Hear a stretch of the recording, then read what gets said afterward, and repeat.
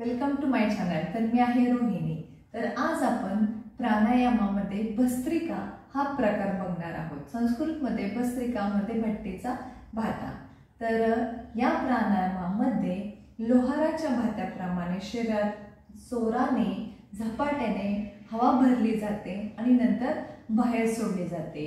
यामध्ये दोन्हीही पूरक आणि रेचक हे जाणीवपूर्वक करायचं आहे आणि जोराने करायचं आहे। चला तर मग सुरुवात करूयात। सुरुवातीला तुम्ही कोणत्याही आसनामध्ये बसू शकता।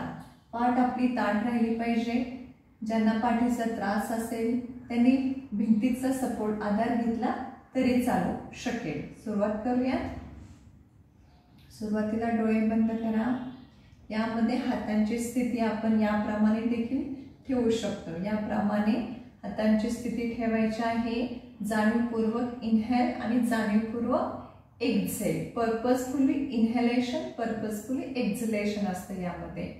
आणि श्वास घेतल्यानंतर पोट फुगलं पाहिजे, छाती एक्सपांड झाली पाहिजे। श्वास सोडल्यानंतर दोन्हीही आतमध्ये खेचले गेलं पाहिजे। हे व्यवस्थित तुम्ही लक्षात ठेवा आणि त्याप्रमाणे करायचं आहे। आणि यामध्ये जोराने केल्यामुळे जोरजोरात जाणीवपूर्वक श्वासोच्छवास असतो, त्यामुळे चक्कर येण्याची शक्यता असते। त्यामुळे तुम्ही हळूहळू याची सुरुवात करू शकता। सुरुवातीला 5 काउंट पासून 5 काउंट इनहेल एक्झेल पासून करू शकता।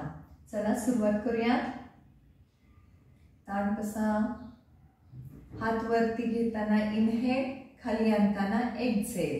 हात वरती एल्बोज वरती घेताना इनहेल, खाली आणताना एक्झेल। आणि श्वास घेताना शरीरामध्ये निसर्गातील पॉझिटिव्ह एनर्जी घ्यायची आहे आणि एक्झेलद्वारे आपल्याला निगेटिव्हिटी शरीरातील बाहेर सोडायची आहे। मनाचा मरगळपणा, थकवा, जे काही आपले प्रॉब्लेम्स असतील ते आपण उच्छवासाद्वारे एक्झेलेशनद्वारे बाहेर सोडायचे आहे। तरच तुम्हाला खूप छान वाटणार आहे आणि चांगले रिझल्ट देखील मिळणार आहेत। सुरुवात करूयात। या प्राणायामामुळे गळ्याची सूज कमी होते, तसेच छातीत साठलेला कफ देखील नाहीसा होतो। नाक आणि छातीत होणारी पीडा देखील नाहीशी होते आणि क्षय सारखे रोग बरे होतात। तसेच या प्राणायामामुळे कफ, पित्त आणि वायूने या तिन्ही प्रकारचा होणारा त्रास देखील नाहीसा होतो।